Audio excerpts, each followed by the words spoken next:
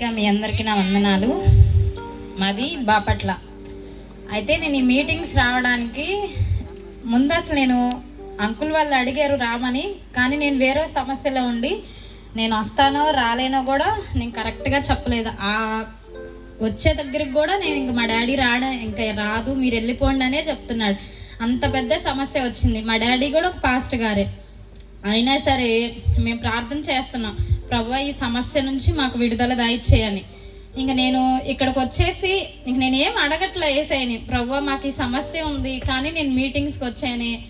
అందరూ మీటింగ్స్కి వచ్చి మాకు ఆ వారాలు కావాలి, ఈ వారాలు కావాలి, మాకు ఇట్లా స్వస్థత కావాలి అని అందరూ అడుగుతారు. కానీ నేను ఏం అడగట్లా, వస్తున్నా పని చేస్తున్నా అంతవరకే ఉంటున్నానే. కానీ ఎవరిని అట్లీస్ట్ పాస్ట్ గారికి కూడా నేను ఈ సమస్య అని నేను ఏం చెప్పలేదు. కానీ తనంతటి తానే నా పని నువ్వు చేయి, నీ పని నేను చేస్తాను అన్నట్టు దేవుడు నాకు పొద్దున ఎవరైతే నా సమస్యకు అడ్డంగా ఉన్నారో వాళ్ళంతటా వాళ్ళే కాల్ చేసి మీ సమస్య మొత్తం క్లియర్ అయిపోయిందని వాళ్ళంతటా వాళ్ళే కాల్ చేసి చెప్పారు నాకు.